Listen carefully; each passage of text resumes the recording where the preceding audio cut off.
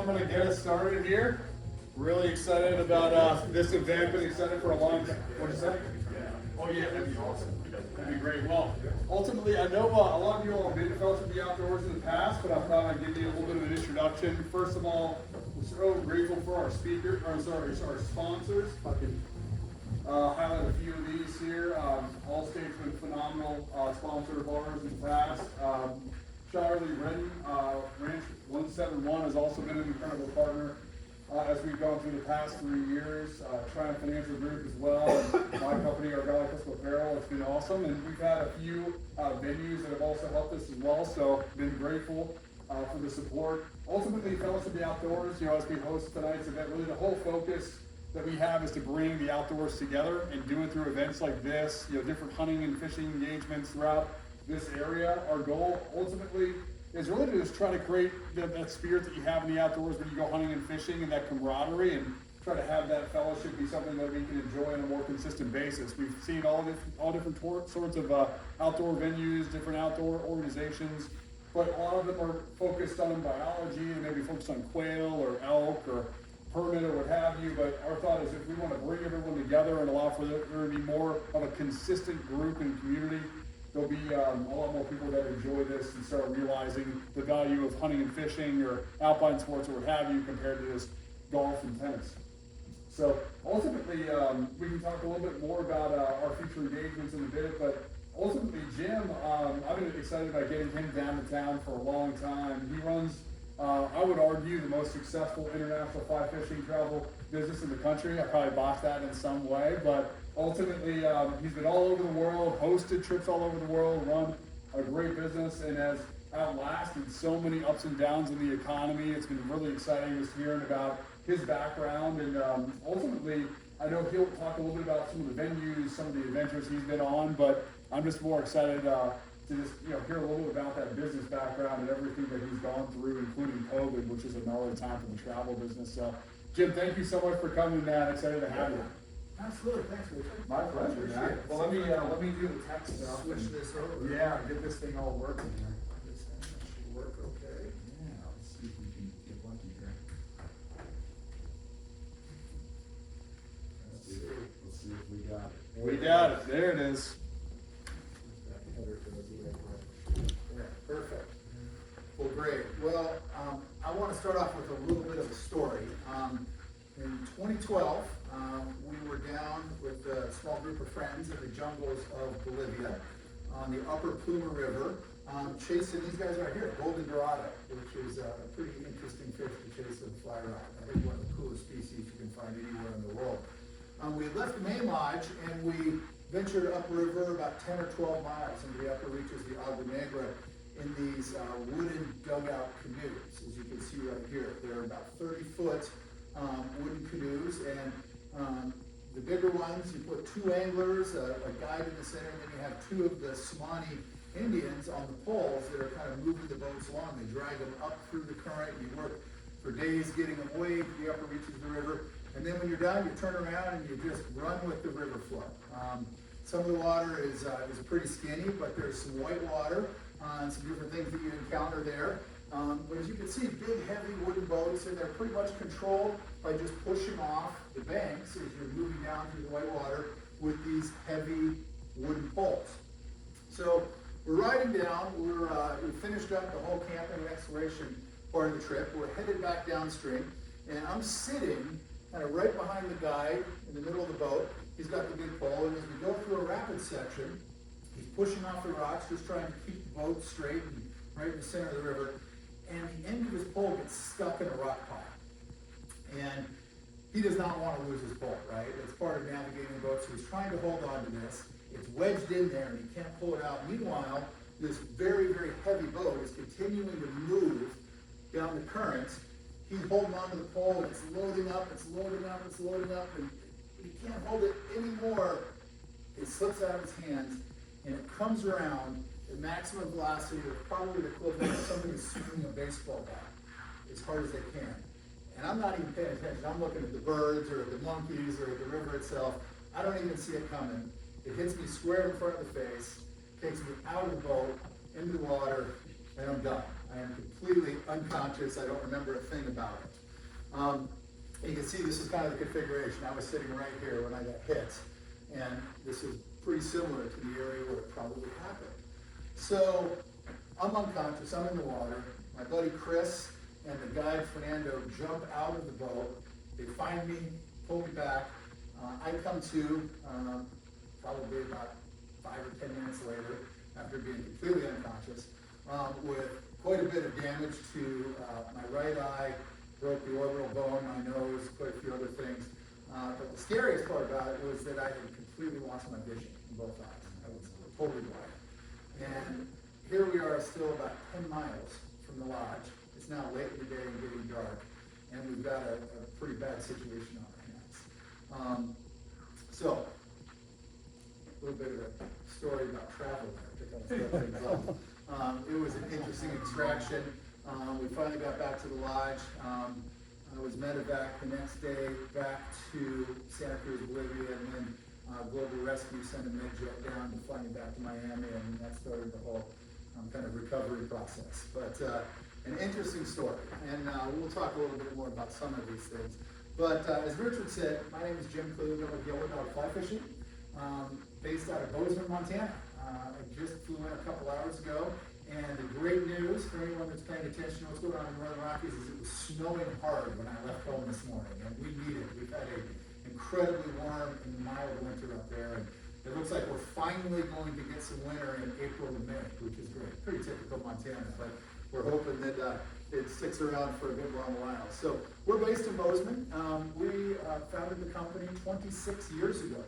And for the last 22 years, all we did was focus on destination travel. Our goal was to send people to the great places where fishing is found all over the world. You can look at the map of destinations that we currently offer, and as you can see, we've got it pretty well covered. If great fishing is found somewhere, chances are pretty good we can get you there. Currently, on year 26 of business, we have about 255 different lodges and outfitting operations that we work with and represent in 42 different countries. So we've got a pretty good spread as far as the different places we go. 4 years ago, we added to the business by bringing on an entire retail division, and we purchased an existing fly shop that had been around for 20 plus years up in Bozeman, rebranded Yellow Dog. We did it with the sole purpose of making sure that the 10,000 anglers that we send out into the world every year, to the far reaches, to exotic places, to the saltwater, freshwater, international, domestic, that they had the right gear. And that had become a real challenge because people, if you were headed to the Indian Ocean, the Farquhar, say, to fish GTs and triggerfish, or to the jungles of Bolivia, or the wilds of Patagonia, having the right gear, the right flies, the right terminal tackle, the right equipment specific to those areas, that was a challenge that we were dealing with. And so ultimately we solved it by saying, well, I think we're going to have our own fly shop where we can literally be the fly shop for the world of fishing.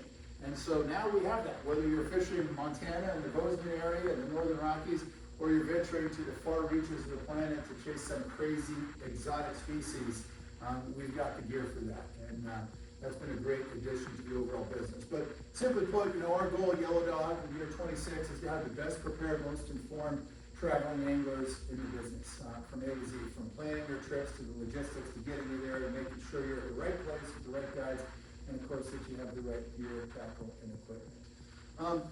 So what I thought would be fun today for a little bit of a presentation, as you can imagine, over these years and doing this, working in the fly fishing industry really since I was a teenager, with the travel business, we get thousands of questions every year. And there's a lot of questions that I hear time and time and time again. So I thought it would be fun to kind of put together a presentation about some of the most commonly asked questions that we get at Yellow Dog and that I deal with on a regular basis. Talk a little bit about those and answer it. So the first question, and I came up with my top 10 questions. The first is the scariest moment you've ever had on the trip, where you thought, all right, this might be it. And that was the Bolivia story that I just told you right there. And it's a pretty interesting place, but it's one of those places where you are super, super remote. And when something bad happens, it can make things pretty interesting in a hurry. But that is, of course, the nature of travel and some of the places that it takes us. That was probably personally and I guess medically the scariest moment that I've ever had. But there's been others. A lot of the places we go where you're running big whitewater and boats are involved, whether it's, big tides in the ocean or, running some of these big rivers, that can always make for some spicy adventures and some interesting stories for sure. Water-related incidents. Anything having to do with security situations, right? We have done a lot in the Seychelles and the Indian Ocean. In the year 2009, things got pretty interesting for us over there. Anybody ever see the movie Captain Phillips? The Somali pirates. The good news for those headed to the Seychelles here very soon, that was an incident that basically lasted about a year. Because I think everybody was surprised, right? Who thought about piracy in this day and age? We had a living board called the Indian Ocean Explorer that actually got taken by pirates over there. But it shut the whole fishery down for about 6 years, and then we were finally able to go back and have things reopen in 2015 once everything calmed down and the problem was taken care of. But security situations can always be interesting, whether it's places like the Indian Ocean, obviously the Middle East, some of the places that we might not even necessarily book clients, but we've probably gone there to explore the situations and see what we can find. Vehicular stories, right? When it comes to some interesting and scary stories. I mean, when you're involving, goofy airplanes in third world countries and helicopters and, horses and mules and camels and different vehicles, you're always going to get some interesting stories out of that for sure, because the further off the grid you get, you can imagine that it gets pretty interesting with some of the transportation that you're taking into these places. And then, of course, there's the animal-related incidents, all the critters and the wildlife that we deal with, whether it's sharks on the flats. You can see my buddy Tim Babish right here, nice bull shark that came up to visit him. And you can see he's assumed the position. When you have a 12-weight GT rod and a shark gets too close, you just simply turn the rod over and you give him a nice little tap on the forehead with that big, heavy saltwater reel. That usually gets their attention and tells them to move along. But lots of bears, of course, too, whether it's in Alaska and Bristol Bay, or the wilds of Kamchatka, when you're up there trout fishing on the Kamchatka Peninsula. A lot of great wildlife stories. Some of the most interesting stories have had to do with encountering refugees in a lot of these places. And we spend a lot of time in the Caribbean Basin, and there has been so many times that we've come across Cuban bolseros. And the bolseros are the Cubans that will get in anything that can float in order to make that crossing across the Florida Straits. And we've found dozens and dozens of boats, and you can imagine how desperate people might be to cram 40 or 50 people into a boat like that. Or this came onto the coast of Yucatan, and we actually saw those guys when they got there, and I think they had 9 people in that boat right there make the crossing from Cuba. So very interesting stories as far as, and not always necessarily scary, but sometimes just out of the ordinary when it comes to the things you encounter when you travel. And certainly, and Richard and I were talking about this when we were driving in from the airport today, when you travel, there is a certain element of risk that's involved in all adventure. But there's also, an element of risk, I think, when you drive down the freeway or you go to work in the morning, right? It's just kind of a part of everything. And it's really kind of one of the things that makes it interesting and exciting. It certainly, I don't think, is more dangerous than any other sport that people travel for or that they take in, but you do it long enough and you definitely come home with some good stories, for sure. But one of my favorite quotes is that if you think adventure is dangerous, try routine, right? That is lethal, and I think that is so true in life, no matter what your hobbies are or what your passions are about. The next question we get all the time when it comes to destinations, I've got great local water fishing. I've got stuff right in my backyard. Why would I get on an airplane to go travel the world and go through the efforts of making the journey to go and chase fish? Well, obviously it has to do with the species, all right? I mean, there are so many incredible different species out there that can all be caught on a fly. It's a big world. It's kind of like fishing in a Dr. Seuss book. You remember all the great creatures from the child books that didn't even look real. I mean, there's places around the world where you can catch species you didn't even know existed. And really, so often the fish, the species the act of chasing the fish, that's kind of the reason to plan the trip and maybe even take the trip. That's kind of the catalyst. But it's so much more than just going out and trying to hook into something, make the cast and come tight on the fish. Really the most memorable moments aren't about the fish. And the takeaways from these trips is it's so often about the people that you're either with or that you meet during these adventures, or it's about the amazing places that you get to experience and be a part of, whether it's for a few days or a couple weeks or whatever it is. I have a favorite saying that fish live in beautiful places. And so often these are not places that you would find in a normal tour, or whether you're hiking or you're part of a group trip and you're going somewhere. A lot of times with these fishing destinations, you're so far off the grid that were it not for the pursuit of those species, you would never get to see or experience any of these places. Along the way, you find really interesting things that, again, you would never see if you weren't out there, chasing fish in some off-the-grid location. This is one of the oldest cathedrals in the Western Hemisphere that is a ruin. It's hundreds and hundreds of years old. It's in the wild mangrove wilderness of the northern Yucatan. I mean, there's no tour groups that go there. You don't even know that it's there unless your guide knows the secret path to get in and show you this. The different things that you discover along the way, these are trips to India and Pakistan and some of the old temples that you come across, and every time you turn around, you feel like you're in the set of an Indiana Jones movie, with the bridges and everything that you're running into over there. Some pretty amazing sights, and again, places that aren't on the typical tour brochure that you're only finding through fishing. And then the things that you see when you're out there going from point A to point B, or stepping into a float plane or a helicopter or onto a flat stick for the day.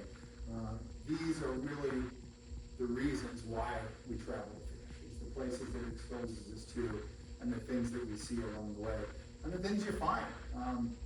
The Bahamas, one of my favorite places to fish. Very interesting history. It's not even that ancient history. I mean, you look at the 80s down there, and all the drug activity that happened. And there's drug planes crashed all over the flats in some of these places. And oftentimes when you need just a little bit of elevation to spot fish, or make that long cast, an old DC-3 drug plane is a pretty nice platform in which to do it. So you see all kinds of things. And of course, it's not just the places, it's the people that you come in contact with. Again, whether it's the group you're traveling with, or fellow anglers that you might meet at the lodge, or obviously locals. And it is always, since a very young age, one of my favorite parts about traveling are the people that you meet along the way. And it's amazing.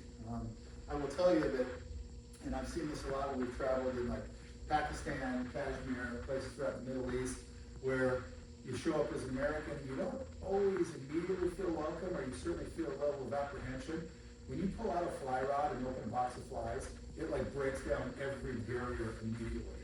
Every person comes over, they've got an opinion about catching fish, and pretty soon maybe a tense moment or something that has you out of your comfort zone immediately becomes fun when everybody sees that it's all about fishing. It's one of my favorite things in traveling to these different places. And you meet all kinds of people, and you get a lot of interesting experiences. And part of it, as I said a minute ago, is traveling with friends. The good times that you have when you're in camp together, or you're on a big adventure together. It's absolutely great. For me, one of my favorite things about traveling, and why I love to do it, is now I get to do it with my own kids and take them to these places. And those are always the most rewarding trips, is the family. I've been a lifelong photographer, and the things that I have been able to photograph and experience through fly fishing and through destination angling, again, are places I never even would have known existed had I not gone there with a pelican case full of camera bodies and a quiver of fly rods. So from a photography standpoint, it's been incredibly rewarding. But another quote that I absolutely love is, the person you're going to spend the most time with is yourself. So make yourself as interesting as possible. And that is certainly what travel does, is it makes you interesting. So this is my least favorite question, and probably the question I get all the time. When I meet people and they find out what I do, they say, oh, okay, so what's your favorite destination? That's impossible to answer. It's like when someone says, okay, of your 3 kids, which is your favorite? Right? It's just impossible to answer. You can't do it. So I thought I would make an effort to give you my top 5 favorite places. And If you ask me this tomorrow, it might be a totally different five, right? So you never know. But one of my absolute favorite places is the Seychelles. This is off the east coast of Africa. It's the smallest African nation. It's an island nation that is spectacularly gorgeous. It's like the travel brochures and posters that you used to see, and you immediately think, where is that? And how can that place possibly exist? That is what the Seychelles is all about. As you can see, way off the coast here of Kenya, Somalia's up there, tiny little country. One of the things that makes it so fantastic for fishing is every year, with our locations in the Seychelles, the guides record every catch throughout the year, with all the species that are caught, sizes, numbers, all that. They manage it very well, but every year they record more than 100 species caught on the fly. Different species every year. Think about that. Very few places where you can find that anywhere on the planet. The infrastructure in the Seychelles is spectacular. The lodges out there are great. And you're on these out islands where when you're there for the week, you're the only one on the island. It's not like there's a whole row of resorts or different hotels. There's one operation on each one of these out islands. And when you're there to fish or vacation or spend time, you have it all to yourself. Pretty amazing and very nice. The fishing on the flats there is spectacular. I would say, for instance, the bone fishing on Alphonse Atoll might be the best on the planet. The numbers are just shocking, and this is a very common situation where you're standing on these hard-packed, crystal clear white sand flats, and you might not move for hours, and you're just standing in one spot and there's just wave after wave after wave of bonefish that keep coming in on you. Very few places you'll find that anywhere in the world. Also home to these guys right here, the giant trevally. Definitely one of the most violent eats you'll find anywhere in the world of fly fishing. They have the nickname the gangster of the flats, and it is well earned and well deserved. Pretty amazing species to catch on a fly. But again, this is the Dr. Seuss book of fishing, right? It's like as if you gave a pad of paper and a box of crayons to a 5-year-old and said, hey, invent some fish, draw what you want. And then you go to the Seychelles, you're like, oh my God, that is a Dr. Seuss fish. They have so many different species. They're colorful, they're unusual, they're unlike anything you've seen anywhere else, and just an amazing place to fish. There's nothing like it. There's an incredible world of great saltwater fly fishing out there, and then there's the Seychelles. It's just in a different universe all by itself. Next place I put on the list, Alaska. I mean, if anyone has been to Alaska, you know how good it is. The thing that always amazes me about Alaska when I go there is I think to myself, I can't believe this is part of the U.S., right? It feels so wild and off the grid when you're there. You feel fortunate that you don't have to have a passport to go there. It's an amazing place, and well, so many of these places I'm talking about today are great fishing destinations. Alaska is really, truly a catching destination. The one thing that makes Alaska so special, especially the Bristol Bay area, are the salmon, right? It's home to all 5 species of Pacific salmon, and everything is there because of the ecosystem that the salmon provide. The other fish, the char, the big rainbows, the dollies, the grayling, they're all there because of the salmon. The bears, the birds, the wolves, and of course the people, they're all there because of that salmon population. It's incredible. There's nothing like it in the world. And one of the neatest things when you're fishing the rivers and streams of Bristol Bay is this is a very common sight. Or we live in Montana, we see bears sometimes. When you see a grizzly, you never really want to see a grizzly. You certainly don't want to be close to a grizzly. When you're fishing in rivers like the American or Funnel or Battle or Moraine up there, you might see 50 or 60, maybe even 70 bears a day. And they're sharing the gravel bars, they're sharing the runs with you. They're all around you at all times. And it's a pretty unique experience to be walking around and say, well, I can see about a dozen big brown bears right now, all surrounding me as you're fishing. You're doing their thing, they're doing their thing. Everybody kind of coexists, there's no problem, but it's one thing that really makes Alaska very special. The scenery, the climbing into a beaver float plane each morning and jetting off to a different, piece of water that you're going to experience for the day. From an angling standpoint, definitely high on my list. I would put that in one of my top 5 without question. Another one that I love is Cuba, and I've been fortunate enough to fish out of Cuba for probably the last 25 years. I've made dozens of trips down there. Very interesting place to visit, very complicated place. Right now, especially as you can imagine, geopolitically, all kinds of challenges with Cuba. I will say that having traveled to a lot of countries around the world, there is no more broken place than Cuba. Maybe Somalia. would be number one. Cuba is probably number two. Not from a safety or security standpoint, but just because everything down there is broken.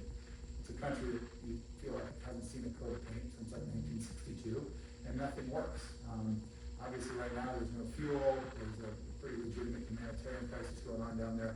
But from a travel standpoint, getting to spend time in Cuba is really an amazing experience. The people are wonderful, the government doesn't work, but the Cuban people are very, very special. The culture, the history, 525 years of history down there on the island, just amazing. And while the fishing was great, spending time traveling the country, and meeting the Cuban people and just taking in everything about what Cuba is amazing. And then of course, the fishing investments are spectacular. They've done nothing right in that country as far as managing and running things, with one exception, and that's that they have these marine reserves that have been completely protected and in many ways locked off for decades. And when you go down there, you really see it, you really experience it. It is, I would argue, probably the best tarpon fishing you'll find anywhere on the planet, both as far as numbers and just consistency, and the fact that you go to the Florida Keys, if you fished the Keys before, the tarpon can be pretty tough in the Keys, right? They're not easy. It's kind of PhD tarpon fishing. You go down to Cuba, those tarpon like to eat flies. It's pretty neat. And then of course the permit fishing in Cuba is spectacular. Big bonefish, they've got some snook, but the permit fishing is some of the best you find anywhere. One country that we've recently started working in, is about 5 years ago, is the Kingdom of Bhutan. And this has become one of my favorite places. I've been fortunate enough to make a few trips over there in the last couple of years, and just an unbelievable place to visit. Fishing aside, just spending time in the kingdom and the history and the sites there, unbelievable. As you can see, it's a Himalayan kingdom. It's kind of wedged in between India and China, so geopolitically kind of an interesting location, as you can imagine. But it was completely closed off and isolated until the mid-'80s, when they started gradually, very slowly opening to tourism. And it was only a handful of years ago that our outfitter, a good friend over there, who's put all the fishing together in the kingdom, finally got permission from the Buddhist government and from the king to actually fish in Bhutan. As you can imagine, in a Buddhist kingdom where one of the 8 sacred symbols is actually the Masir, and you can see it when you go to temples, and the Masir is an iconic religious symbol everywhere. Just say, hey, we want to come and fish for these, and stick a piece of metal in their mouths and drag them out of the river and get a picture with them. It's like, don't worry, we're going to release them. It took a little convincing, right, when it came to the Buddhist government over there. But it's become a strong economic driver and just an incredible country to visit. The species you go for over there are these guys right there, the golden Masir. One of the largest scaled fish found in the freshwater world. They are an absolute brute of a fish that live in these massive Himalayan runoff rivers. So you can imagine they're pretty tough and they're pretty strong. But we've got a couple operations over there. We've got a beautiful lodge that just opened this year on the Manas River, and that's one option when you go fish for this year. The other are multi-day, week-long camping trips. The Penobscot River and a couple of the other rivers where they have a whole crew and you drift down and cover about 5 to 10 miles a day, and they set up the camps. But the fish are spectacular. You've got the golden Masir, and you've also got the chocolate Masir, which is a different species as well. So we have 2 available in these rivers, and really an interesting place to travel and, of course, fish.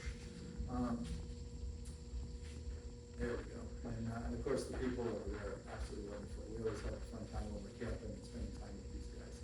And then the last of my top 5 that I'll talk about is the Yucatan Peninsula. I've put the Yucatan in there. It's so easy to get there. I mean, you guys think about the opportunities you have from Dallas, flying straight to Cancun or down to the new airport in Tulum. I mean, that is a quick flight. It's faster than getting back to Montana, right? Getting down there. And it's just an incredible fishery. Obviously, we all know where the Yucatan is at the bottom of Mexico. But the vast majority of people will kind of head up into the Cancun, Playa del Carmen, Maya Riviera area, and that's where all the big resorts are. It's kind of like the Las Vegas of the beach world down there. But when you get away from that high concentration of tourism, all of these other spots, including down here, Ascension Bay, Espiritu Santo, and Chetumal, the 3 lower bays, are home to incredible populations of flat species. You've got amazing bone fishing, prolific bonefish down there. I would argue some of the best permit fishing you'll find anywhere in the Caribbean. And of course, tarpon of all different sizes, and some of the best snook fishing I think you can find anywhere in the Caribbean. The permit fishing for a lot of anglers is really a big draw, especially Ascension Bay, Chetumal Bay, and Espiritu Santo. Incredible populations of permit. And if you're serious about going down and chasing that difficult species, that is a wonderful place to do it. Other thing I really like about Yucatan is the infrastructure. Excellent lodges, great guides, and a really good place, whether it's your first saltwater trip or you're serious about walking in on one of these species and going down and just committing to that for a week. This is hands down one of my favorite places, without question. So next question we get, and it's the biggest mistakes you made when traveling, and I kind of phrase this more of the kind of common mistakes that we see when people travel a lot. I thought I'd touch on this. Now personally, over 30 years of doing this, I've made plenty of mistakes, trust me, but we see some pretty regular ones. The first, and you can imagine, we were talking earlier about the disruption a month ago. We had a lot of anglers that were coming or going from the Seychelles, and lo and behold, war breaks out in the Middle East, and we've got people in Qatar and Dubai, and all of a sudden, nobody's flying, the airports are shut down, disruptions happen, and we've seen a lot of chaos the last couple of years, right? Things that we all know are well beyond our control. Now, it'd be easy to say, well, I'm done traveling, I'm not going anywhere, but of course we don't want to do that. We still want to be able to visit these amazing places. And the best way, especially when it comes to a destination manufacturer, so you can protect yourself, is making sure you have a good trip insurance policy. That's really, really important, because if things happen at the last moment, we get this call all the time. It's like, well, what can you do for me? It's like, well, we'll do our best to try to get you a credit or try to get you rescheduled or rebooked.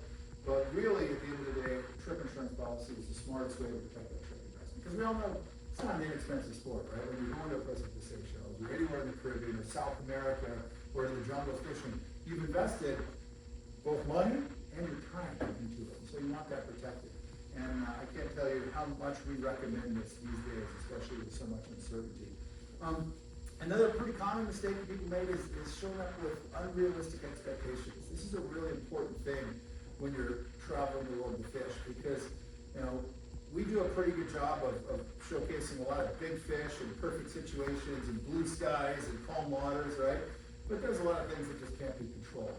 And the reality is that you've got to go in and remember that what we're doing, chasing some of these difficult species with, belly button lint and chicken feathers tied on a piece of metal is not easy. And so having the right expectations, showing up, with the right mindset is super, super important. Another mistake we see all the time is overpacking, right? I have come up with a deal now when I pack for a trip.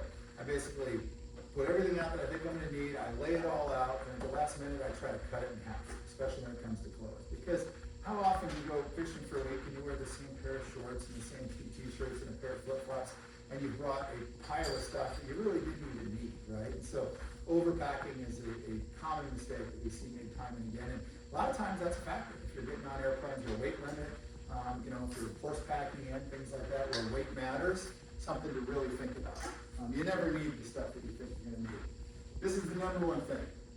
And we talk to all of our guides, we talk to all of our lodges, and we always say, all right, share some advice that we can tell our anglers before they arrive. What would you like them to know?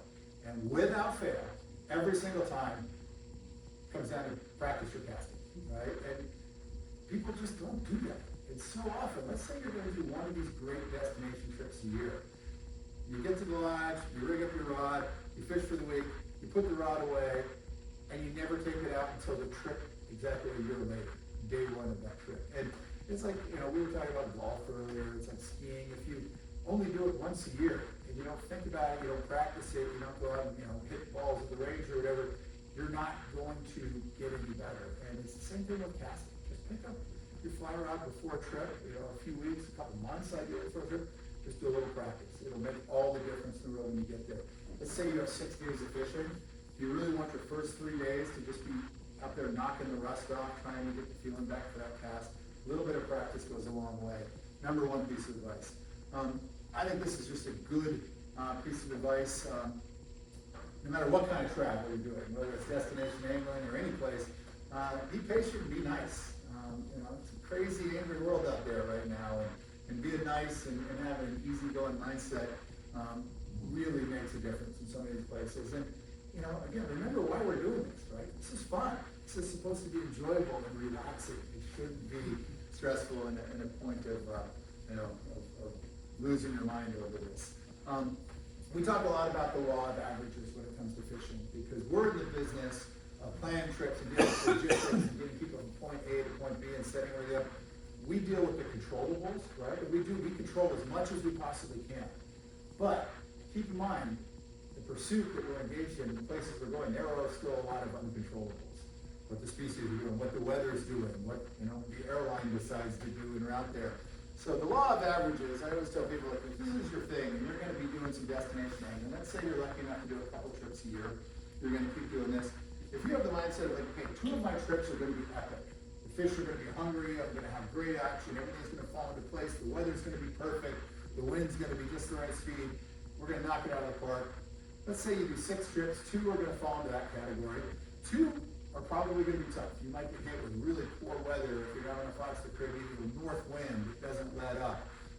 Maybe the airline decides to be difficult or lose a bag or something like that. That's the other end of the spectrum. And then, a couple of trips will probably be somewhere right in the middle, right? It's that law of averages. And having that mindset, I think, is a really good way to enjoy your destination angling, especially if it's something you're going to do again and again and again. And when it comes to destination angling, if you can't deal with the uncontrollables, it might not be your thing, right? Because there's a lot of them out there, especially weather. Weather is something that's going to impact everything you do when you're going fishing. And if you're getting on an airplane, you've made a big investment, you've committed your time to do it, you're going to the flats for a week, and especially if it's somewhere far, far away, and you go down there and the weather is difficult, well, that's definitely uncontrollable. And you have to kind of be okay with that. You have to know that that's just part of it. If you can't, then again, maybe golf might be better, right? That's a little more controllable. The ball's always sitting there, you always know what you need to do, and a little bit more controllable for sure. And finally, common mistake, don't wait to the last minute to book your trips.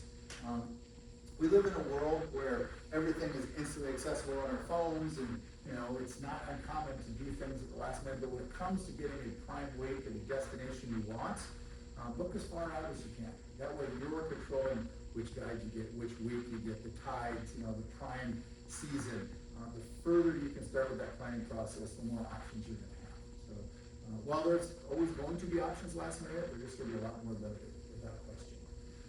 Next question, and I want to touch on this really quickly. The most overlooked pieces of gear and equipment when you're traveling. Because here's the thing.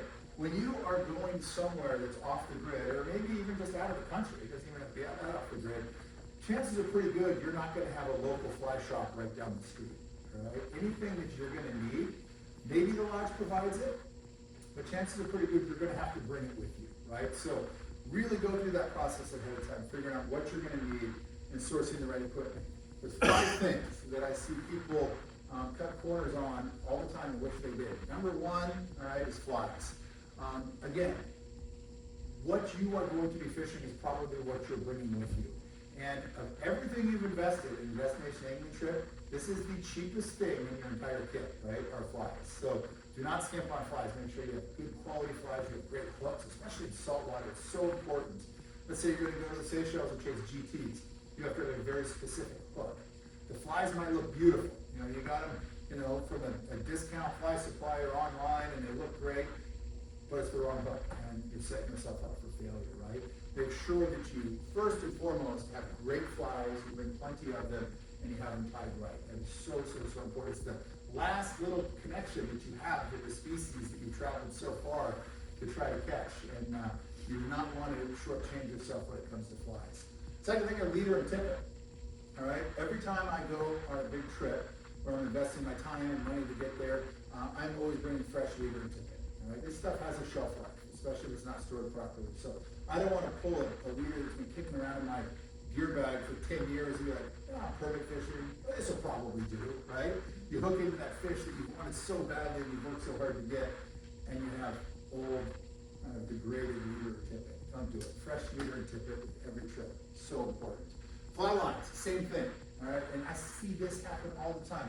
People will go out and they'll spend $1,000 on a beautiful new fly rod, and they'll spend $1,000 on the latest state-of-the-art saltwater reel. They say, I haven't used that fly line off my old setup for a while. I'll just restring it with that, and I'll fish my old fly line. There is nothing better than having a new, fresh fly line every time you step out there. And again, this is something I trade off pretty much every trip I do. I put new fly lines on, because a new fly line versus an old, dirty, cracked, kind of semi-worn out line that might look okay but doesn't perform the same, that might get you another 5, 8, 10 feet out of your cast when you need it. And so often that 5 feet is the difference between getting that fly in front of the fish you want and coming out just short. So again, one thing, flies, leader, template fly lines, these are not the most expensive parts of your kit, right? This is probably everything you're factoring in, your flights, the lodge package, you know, what your bar tab is gonna be. This is the least expensive part of this destination England. So fly lines are a great one to always replace and make sure you're in the game. Sunglasses goes without saying, especially for saltwater fishing, but I would say this a lot of times in freshwater fishing as well. If you can't see the fish, you don't know what you're shooting at, right? You don't know what your target is. So really good quality sunglasses, and guess what? Bring 2 pairs. Because how many times have you know, you're halfway down on your trip on the plane and you sit on your sunglasses and you break them, right? Or you lose it, you drop them on the side of the boat. Always have backups and do not skimp on the quality of your lenses. Super important. And it goes without saying, footwear. Figure out if you're going, whether you're fishing freshwater and rivers, if you're hiking somewhere in the backcountry, if you're in the saltwater and you're on the flats, what type of footwear do I need? You know, don't show up with super thin, tiny little neoprene kayak booties when you're in a saltwater environment where there's all kinds of things that can kind of ruin your trip, right? So make sure you have the right footwear, and keep in mind, you might be in your waiting booth 10 hours a day in some of these places. You're not going to want to do that with poor footwear, say if you're going on a big backcountry hike, right? You want to make sure you're taking care of your feet. Same applies when you're fishing, without question. But all the other stuff is pretty obvious. You know, the fly rods, the reels, all the big ticket items. But so often people overlook the little things. Other, you know, key things that I always bring with me. This is just a little list that I make sure I have. You know, a little repair kit so you can, you know, fix rod tips or, you know, work on reels if you need to. Basic first aid kit, and that's going to vary depending on where you're going. You know, if you're going in the middle of Africa versus, you know, outside of Cancun where they have a big hospital, or Canada where, you know, you've got a city nearby and great, you know, healthcare, fine, no problem. Headlamp, never go anywhere without a headlamp. And the other thing is insect repellent. I will take insect repellent with me in the winter time, because it always seems like when you're talking to a lodge, they're like, oh yeah, bugs aren't an issue. Well, how many times have been like, actually, they kind of are. So I bring insect repellent no matter what. I always have it in my kit. Charging cords, an international electrical adapter, that's something that people always forget when they go somewhere. And then I always bring plenty of cash, because a lot of times when you're in these remote places, ATMs aren't a thing and they don't take credit cards. And I don't think anyone's used a traveler's check in like 15 years, right? So cash is king. I always bring more than one, I have an emergency stash of it, and if you don't end up using it, great. You know, bring it home with you. But always good to have backup cash to deal with any situation or eventuality. All right, next question. What are the great trips to do now versus later? Okay, if you're planning out, you know, your career of destination angling, you know, there's kind of 2 ways that the clock is ticking. This is the way I always think about it, okay? First and foremost, it has to do with places that are in their prime, right? How often, or how, maybe we've been fortunate enough to, you know, fish a place 20 years ago when it was just at its absolute peak, and now it's changed, maybe it's gotten more discovered, there's more pressure, for whatever reason, fisheries changed, and you're like, oh God, you should have seen it back then, right? There are places that right now are very much in their prime, and I think about that all the time. And it's like, you know, this is something you want to fish sooner rather than later, because things may change. Maybe they're, you know, Kamchatka is a great example, you know, with all the mining and forestry threats that are happening on those rivers up there. There's a chance that, you know, well, you can't fish there right now anyway, obviously that's closed. But if it does end up reopening, you know, we don't know what it's going to be like 10 years down the road. You know, those fisheries might not be as healthy as they are at Bristol Bay. Same thing, you know, with some of the threats up there, with pebble mines, some of the other things we're dealing with. Even some of our rivers in Montana, where we're constantly dealing with that. But beyond just places in their prime, it's when we're in our prime, okay? There are definitely destinations that you want to do when you're a little bit more mobile and you're physically active and physically fit. I like to think of it as like, okay, there are fisheries that you want to do when you're in your 30s, 40s, or 50s, and then there's plenty that you can do when you're in your 80s or even 90s. You know, we've got a client that fishes 3 times a year. This was 97, still traveling, still getting after it, still catching fish, which is pretty cool. But he's not doing the super hardcore off the grid, you know, highly exotic trips. So More the physically demanding adventures that I would put more into the sooner rather than later category are things like the Dorado in Bolivia, walking the surf walks out in the Seychelles, Bhutan where you're doing some hiking, a lot of big whitewater scenarios, tiger fish in Africa, places that you want to do it when you can still really tackle it physically. I think that's something to think about when you're planning these trips. And then of course there's a lot of less demanding, easier to fish, easier to access trips where you're going to have super comfortable lodges, fishing where, you can sometimes drive right up to the riverbank, step into the drift boat and be well taken care of for the day. A little bit easier, right? You can do this even if you've slowed down physically, still very much in the game. And there's so many of them out there, right? And there's all different degrees. In the travel guide here, we've got kind of the line of everything we do. There's everything from the super luxurious and everything is taken care of, 5-star fishing experiences, to the more kind of super basic hardcore fishing and everything in between, right? So they all exist, and just be thinking about what's going to be the best fit for you now versus later. And the nice thing about fly fishing versus like downhill mountain biking or base jumping or something like that, you can do this for a really long time. There's not an expiration date as far as like, now I'm too old, I can't do this. That doesn't happen with fly fishing.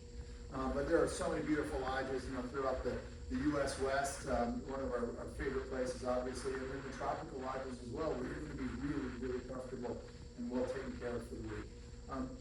One of the things we're doing a lot now is Europe. We've got so many new European programs, and talk about being well taken care of. I mean, the fishing's great, and you've got the history and culture and amazing food, incredible wine, and a pretty easy trip to make. This has been an incredibly popular program since we launched it, especially for couples trips and family trips. So a lot of really neat stuff to be found in Europe. We love that, and a pretty easy place to spend time, and a pretty easy place to access. Right? And believe it or not, some of these European countries offer phenomenal fly fishing opportunities. They really do.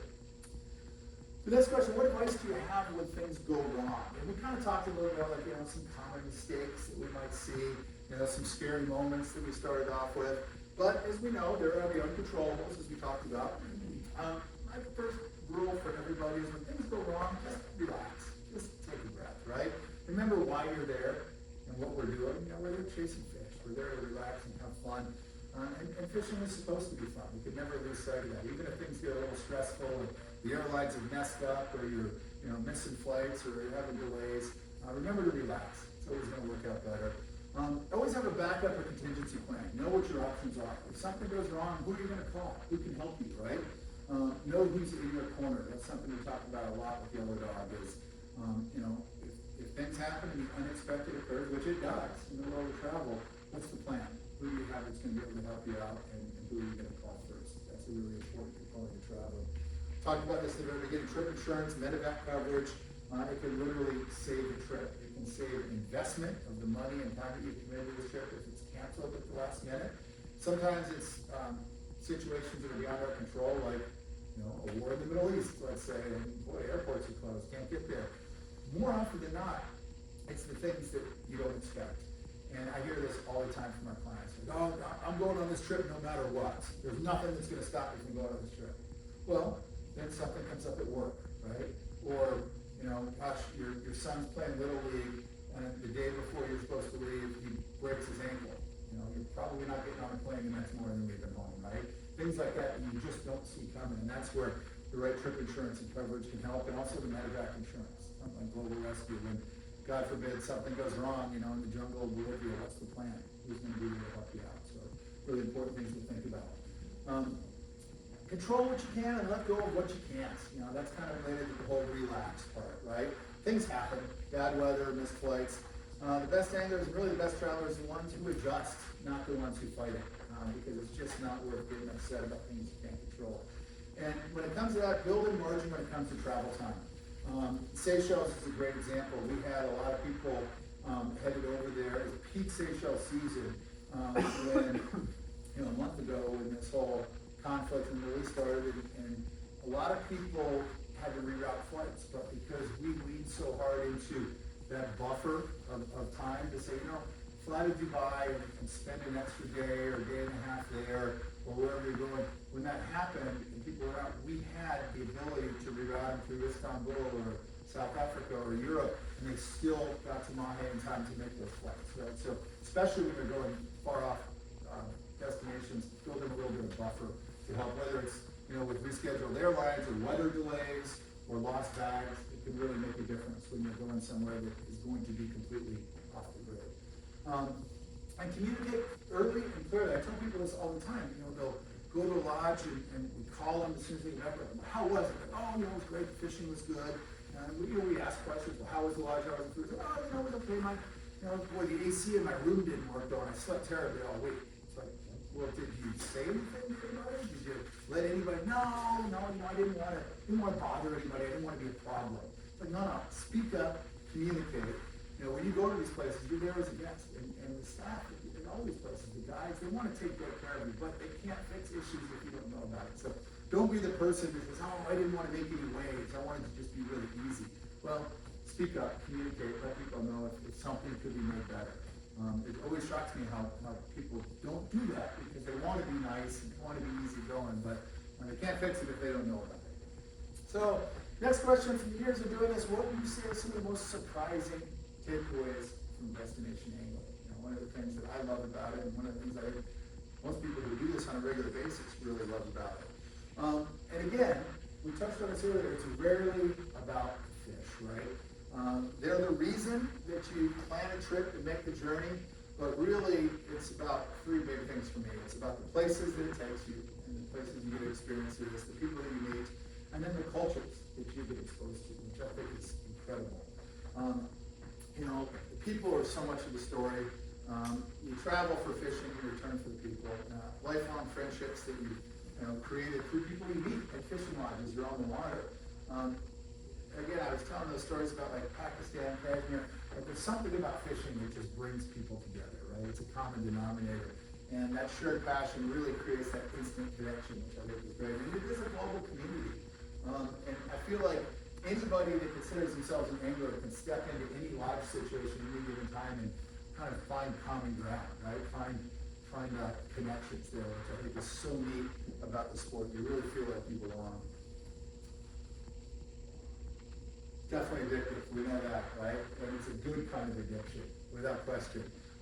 One trip leads to another, the list keeps growing, and that curiosity definitely replaces hesitation. But the more you travel, the more you realize how much you haven't seen in this world, and it just makes you want more. And it is a very healthy addiction, without question. And the places that you get to see, the spectacular scene, the natural settings that you would never likely see are just amazing. And as we talked about it, fish live in beautiful places. They really do. Places that are very much off the grid. That, boy, if you didn't have a fly rod with you, why else would you go there? It's pretty amazing. It definitely changes how we see the world. I believe this wholeheartedly. And you don't just visit these places and kind of forget about them and move on. You really start to connect with them and care about them, right? The new cultures, the deeper respect for the wild places. Better understanding about how connected everything is. I read a statistic the other day that 60% of Americans don't own a passport. Think about that. It's no wonder that people are so angry and fearful in this country these days, because there's an amazing world out there, and the more you travel and the more you expose yourself to these other countries or cultures and you meet these people, it's pretty amazing. It definitely changes how we see the world and really how we interact and care about these places that we rely on as anglers and sportsmen. Hunters, same thing, right? I mean, these wild places that you start to really feel passionate about and you want to take care of. So we kind of wrap it up. The question of what's left, right? Has it all been discovered? Have we fished it all? Is there anything that's still exciting and unknown out there? Are any new frontiers that are still remaining? And as you can see from our map, I mean, we obviously cover a lot of the world, right? There's a lot of great fishing infrastructure that exists out there. So what's left? Are there any places that are still kind of on the horizon and new and exciting? Well, I think the answer is absolutely, and there's always new things that are emerging. A couple things that we're pretty active and very excited about. Los Roques, Venezuela. Not a new place. In fact, we used to do a ton of business in Los Roques until everything shut down for Americans in 2019. And when American anglers stop going to a lot of these places, it essentially kind of shuts the whole thing down. There's just not a lot of traffic that ends up going to these places. Well, we were on the verge of being able to go back to Venezuela. They just reopened the embassy in Caracas 2 days ago, American Airlines has announced they're resuming regular commercial service, and we are going to be back at Los Roques in no time at all. This is one of the most sensational bone fishing destinations anywhere on the planet. I was fortunate enough to fish there a lot for about 10 years prior to the closing, and I cannot wait to get back to Venezuela. I want to be on the first airplane as soon as they announce the schedules on America. That's a big one.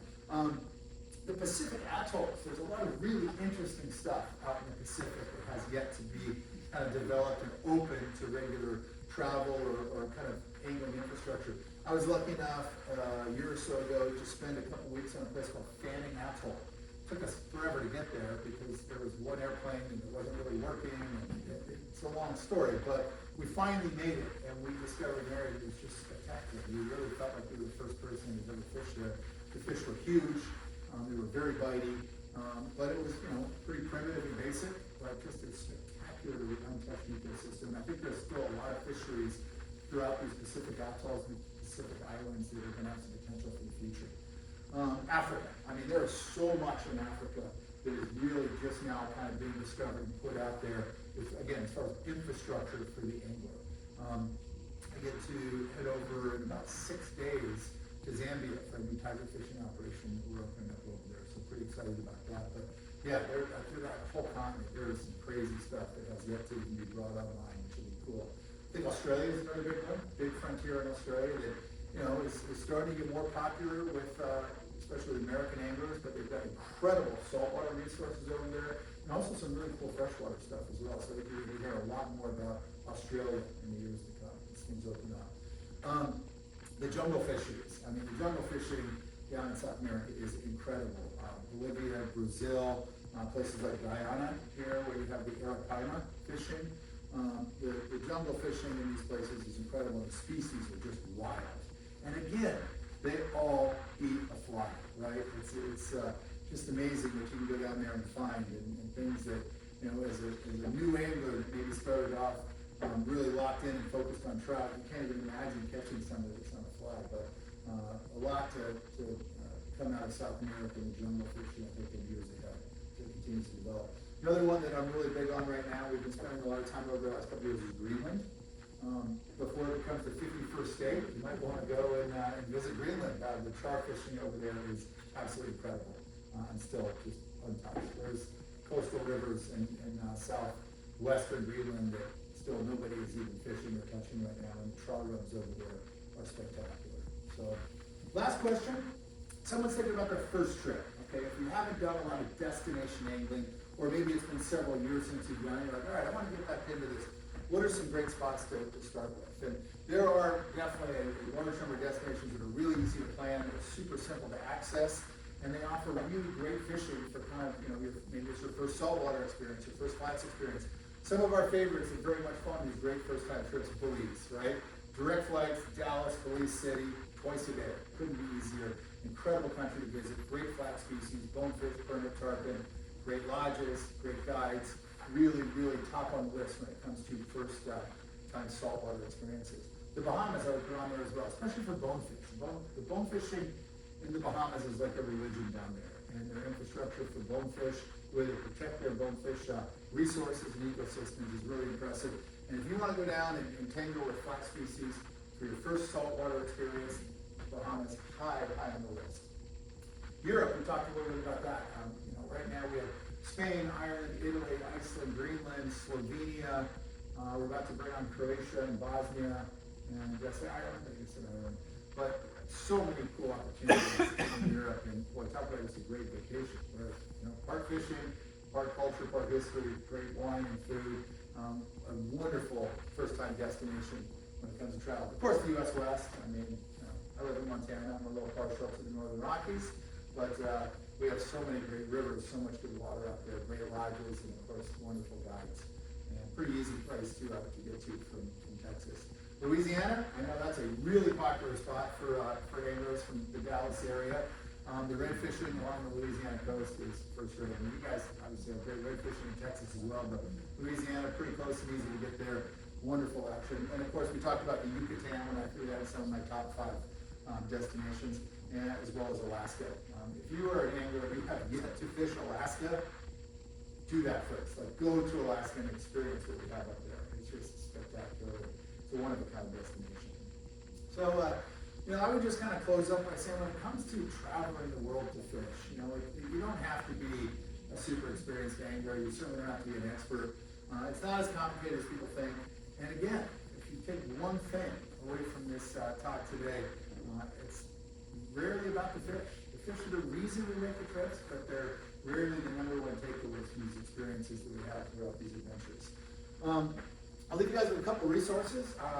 If you're podcast listeners, we've got a podcast called Waypoints that is basically dedicated completely to fly fishing travel. Right? We've got about 100 episodes, comes out every 2 weeks, and there's so many different destinations that we cover. We have great guests, interesting destination profiles, we talk about species. We do one episode every year, the state of fly fishing travel, where we kind of talk about what's happening right now, what's going on, and what helps destination angling. So that's a good one. We have a foundation that we started 11 years ago through Yellow Dog called the Yellow Dog Community Conservation Foundation. I mention this because every single trip you book with Yellow Dog, every purchase that you make online through our e-com platform for gear, equipment, and flies, a percentage of that goes back to the foundation and then supports so many of these places that we've talked about today. It's something we're really proud of. It makes a difference in so many of these small, off-the-grid communities where a lot of them exist because of fishing and because of destination angling. So every time you work with Yellow Dog, you know that you're supporting those places.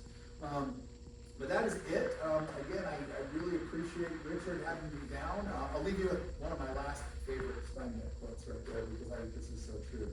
That people don't take trips, trips take people. Absolutely true. And thank you guys very much for coming out today, for inviting me down. And if you have any questions, we can refill the wine glasses and talk about anything that you want. So really appreciate it.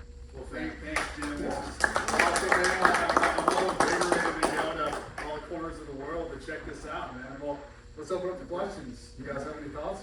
Yeah. You talked about destinations and making another vacation. Two places, I've got John Fisher wife. Yeah. Could I take her to Seychelles? Did she have a good time? Alphonse Island in the Seychelles might be the number one couple's destination. In fact, it's the kind of place you would go for an incredible honeymoon. It also just so happens to have world-class fishing, right? And a lot of places, you don't get both. If you want like all the niceties and amenities and luxury, you're probably giving up some fishing. Or if you go to a fishing destination, it might not be perfect for that mountain angler. Alphonse is top of the list, without question. Also, in the back of the travel guide right here, we have a whole section where we identify our favorite family trips and our top couples trips. And we rate and rank everything we have, like for instance, based on how couples friendly they are. So assuming that it's some fishing, but also non-angling is a big consideration, win-win for everybody. So we do a lot of things. Yeah, I would say those are, especially some of our ones that are like double R. I know some of you guys have been like the double R and the Madison. Might be the nicest trout lodge in the U.S. It's just incredible. So yeah, we've got really good couples friendly destinations without question. Yeah. And be careful, you take her, she might start to want some fish too. It's been known to happen. Yeah.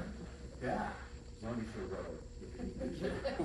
My wife got smart on that earlier. She's still like, I don't know how to row. I'm like, I know that game. You've been in this grip boat for 30 years and you don't know how to row. What's your philosophy regarding gear, packing versus checking? That's actually, that should have been one of the 10 questions right there, because that's when we get a lot. It used to be that we were all really religious about carrying all of our gear on. It's now gotten pretty random as far as security protocols, especially in foreign countries, where it used to be, it was like British Columbia and Venezuela, like two places you couldn't carry on your gear. Now I feel like it's about half the destinations out there. So whenever I go, I check everything. I check my rods and reels. I don't check like a big rod bag that screams fly rods and $10,000 worth of tackle. I'll take that and I'll pack it inside like a Patagonia black hole duffel, but I check it all. Because the worst is you check in, your bags go down the conveyor belt, then you get in the security line, and they're like, you can't bring these with you. And now you have to like go back out and check it, hope it gets there in the rod tubes or whatever. So I check everything now. I put really good travel padlocks on those Patagonia black hole bags. And yeah, I don't even hassle with trying to bring it on board. Yeah. I will say that I'm gonna knock on wood here, but, because I'm about to, fly off next week, and I can see what's happening, but the airlines have gotten pretty good about bags these days. I mean, I feel like there was, 15 years ago, like half the time your bags wouldn't get there, but they've gotten pretty good about it. So yeah, I typically check everything now and just avoid the hassles of getting it, taken away or being sent all the way to the back of the line and having to recheck it. Yeah, it's a good question though, because it's gotten more problematic.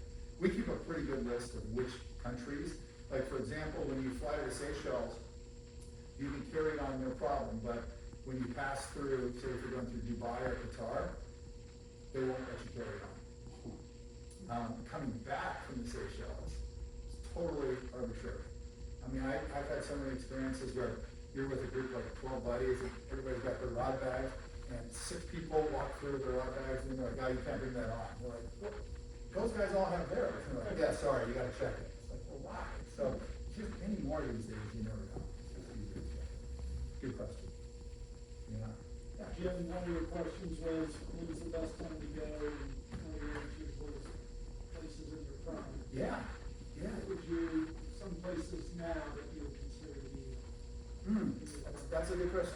I'm pretty excited about Los Roques. I think when that opens back up, it's gonna get pretty popular again. I think kind of being the first in. And again, they've been open, but they've had like 10% of their traditional numbers, so I think that would be a really exciting place. Let's see, what else? I think some of the super exotic, like jungle stuff, Africa stuff, that's good. But I also think you can break that down a little bit more to prime times throughout the season, right? And it's not just peak time. There's a difference between prime time and peak time. Peak time is when everyone wants to go. So for example, peak time in the Caribbean is January through April, because guess what? It's snowing in most of the country, people just want to get out of the cold. It's not necessarily the best fishing, but it's the most demand, right? So thinking about what the prime times are versus just peak season is really important. And I also, for instance, we talk a lot about the Seychelles, but the Seychelles basically has like a 5-month off season. And so coming back in after it's been rested for 4 or 5 months can be really good as well. So kind of looking at that, considering all those things as far as like the microcosm of prime times. Yeah, how long do you need down in Venezuela? Like you're planning a trip? Yeah. Down there, how long? So it's a lot of these packages, yeah, it's a week-long trip.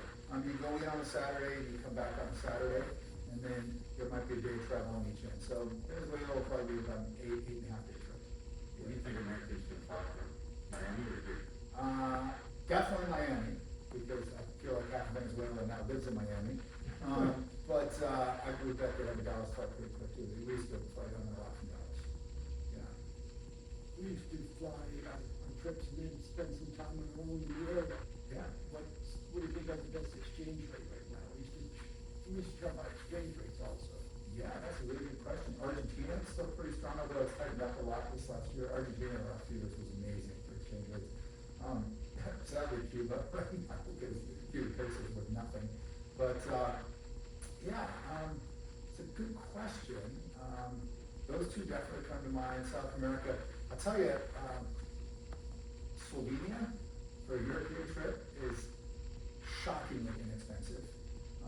Wherever like things in Slovenia are just incredibly inexpensive, but the accommodations, the food, the fishing is world class. You go across the border to Italy and everything's 3 times as much. Slovenia is a really good one right now too. What's it like going to Russia? Have you been to Russia recently? No, not recently. We used to do a lot in Russia. There's talk, and I know there's some outfitters that are trying to get people into Kamchatka. Honestly, that's a pretty good example. We're just not going to send our people there right now. I mean, we all know the Brittany Griner and Paul Whelan stories. I mean, it's just, we all love fishing, right? And fishing might be really, really important in our lives, but there's some places where it's just not worth it right now. And, I don't feel that about Cuba. I think Venezuela, when it reopens here in the next couple of months, it's going to be fine. But Russia is just a place we're not sending people right now. What about Western China, like all that whole fish bum cat? I remember those old videos or whatever where they're going for whatever that giant crab was.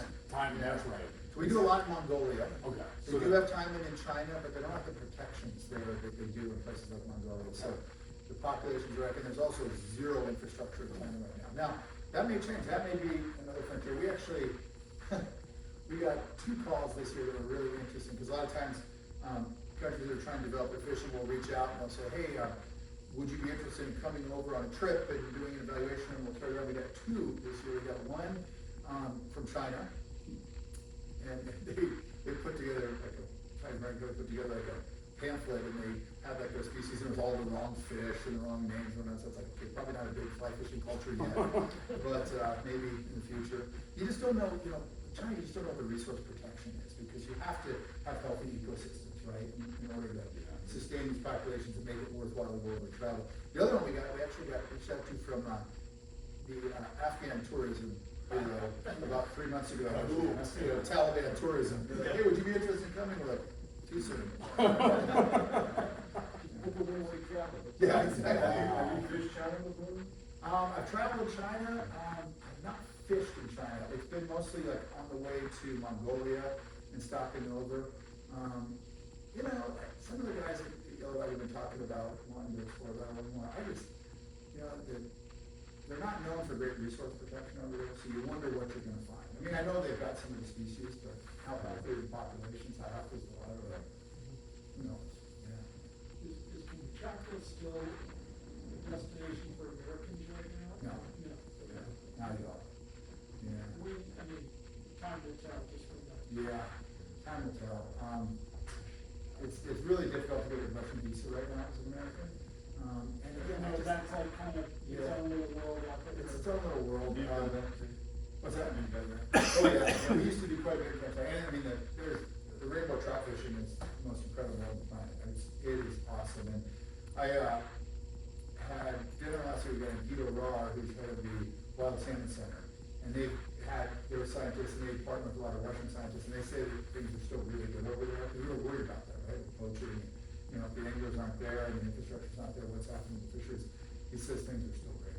So that's hopeful. If things do improve down the road, and we can once again go back over at safe, capacity. I mean, again, I'll be the first one over. I mean, it's incredible. It really is that special.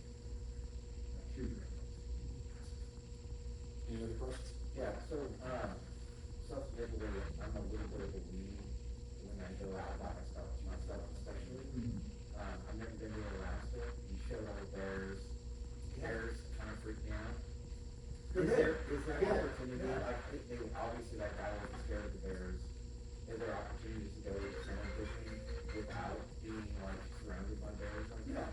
Okay. yeah, for sure. I mean, it depends on which fishery you go to, but at the same time, the bears up there are very different because they're not territorial, because there's so many of them around, versus like bears in Montana, they get very territorial. And they're not worried about food, because the rivers are so thick with salmon that the bears are just happy and lazy and fat. I mean, you go up there in the fall, and these bears, their stomachs are dragging on the ground, they're so well fed. So they're just not aggressive. They might be aggressive like other males, when you'll see bears kind of scrapping, but I mean, in all the years of people fishing up there, there's never been problems. And I mean, I've been walking through the bush up there. I spent a lot of time when I was getting literally stepped on sleeping bears, and I kind of tripped over, and the bear will get up. You're like, whoa! And you're that close to it. Plus, the guides are really familiar with it, they're very comfortable with it. They're not, they're watching out for it. If a bear wants to come onto the gravel bar where you're fishing, and it's a 1,000-pound belly, you give up the gravel bar, right? Like, okay, that's yours. We'll go over here and fish. So it's pretty easy to maneuver around it. But other parts, that's Bristol Bay. Other parts of Alaska, like southeast one, not be very risky. You've been voracious and using like that. Yeah. It would scare the hell out of me. Well, maybe about September. Yeah. October when they're up. Yeah, big time. Very unpredictable. I don't want to surprise those guys. One spot I've tried to fish for years, every time we go to the woods, walking it back. Yeah. They do their thing. They do. That's wild. Yeah. Any other questions? Yes, sir. Very Well, well. Jim, thanks so Yeah. much for coming, man. This is awesome. Of course. And I'm going to close this out here. Yeah, feel free to Oh, take yeah. one of these Yep. with you. Our contact information is back. If you guys have any questions, or want to talk about anything, or want to explore anything, please reach out, and we'd love a chance to work with you. Thanks again. No, of course, Really of appreciate course. it. And yeah, as I mentioned as well, again, he's got an entire team up there in Bozeman, fly shop as well. So if you're ever in that zone, they've got a number of resources there for you. One thing I do want to mention too, I want to thank Brian for making this entire event possible. What do you guys think of this wine room? It's pretty cool. Amazing. So thank Cohen Resnick and his firm. He's again been an amazing partner to us. Also wanted to thank Sam for cooking the Neil Guy. You guys can kind of see this. You probably were wondering what you're eating. Neil Guy is an exotic game meat from a local ranch here. They, again, looking at the opportunity that we've seen with Hezbollah's to support us with their ranch, it's been really nice. So I want to thank them as well for making that possible. And then also Sam, he's actually the son of an Allstate agency here, Mead Insurance Group. So he ended up cooking for us. So pretty nice. He's a local student at North Texas. So kind of cool how it all kind of comes together. So I want to thank everyone for making that happen.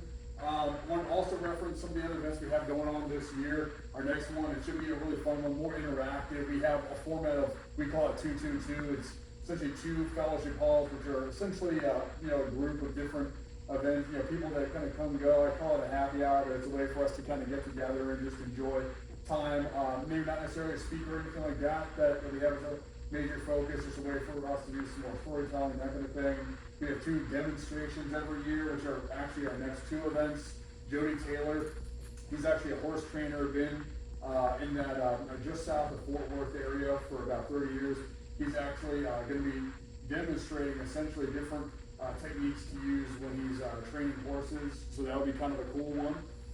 He's coming up here on May 16th. That's actually a Saturday. So make sure that if you guys have an interest in doing it, we can carpool. We'll kind of figure that out, but that'll be kind of fun. He's again just south of Fort Worth. The following one, we kind of skipped the summers due to people kind of traveling, that kind of thing. Brandon Powers, I think was the main rod designer at TFO here literally a couple of blocks away. He's actually going to be giving us a presentation right down the road at Tailwaters, which should be pretty fun. He's close friends with Lefty Craig, used to be Fly Tire there in the Jackson Hole area. So that'll be really fun. He's actually a board member for a while with Fellowship as well. So that'll be a great one. And then the other 2 we have are again presentations like we have with Jim and having the opportunity to do it. As we look towards next year and future engagements, really our intent is to hit more metropolitan areas and hit Houston, Austin, Denver, that kind of thing. Our intent is to have a fundraising event, which we're going to call the Celebration of the Outdoors. They'll have a speaker. Our hope is to have someone like Chris Fowler, have it in a place like an Arlington Hall, which is what you see pictured there. That's our eventual intent as we raise funds. If you guys have any interest in being a member, being a sponsor, would love to have an opportunity to visit with you about this. The long-term trajectory of this really is to give in every metropolitan area a way for people that love like golf or tennis or whatever, a road into the outdoors. Through an expert like Jim coming and presenting, through friends, colleagues, people that are in the business community, give people access to friends that they may be able to have these adventures with, and oftentimes just some way to get to know the outdoors. My personal passion is, I know mental health is a pretty significant problem we have. I hear all these stories about all different types of medications that people are using to try to level out the way they're feeling. I think this kind of fixes it. Don't you guys think? I think the outdoors kind of levels it out, calms people down. Guess people remember, personally, I'm a believer. I think that's another benefit. You're in God's country when you're out there and you start realizing what actually matters in the world. So kind of our why of what we're doing here. And this is the event that I'm excited about as a fundraiser because allows for me to finally get out of this seat. So that's the long-term strategy for me to get out of the executive director spot. And that's essentially what this will pay for, is someone who can do what I'm doing full time. Here's a list of all the events, a place to sign up. Currently, our events do not cost anything. Everything you see here, it's all paid for through your generous donations and also sponsors that have contributed. So again, really appreciate you guys. We'd love to see you at the event there in May. And thanks for coming. We've got some food, drinks in the back. Enjoy that and enjoy fellowship as you guys catch up with one another. Yeah.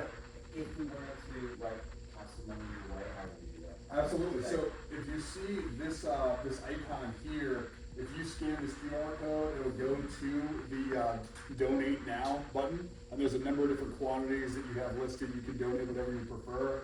And again, each one of them allows for you to be a sponsor, have your logo listed there, and we've got a number of options there. But yeah, that QR code, you actually you may not realize it's been on every screen throughout the presentation. So, would love to have that donation. Really appreciate you guys coming there. Awesome. Thanks again. Absolutely.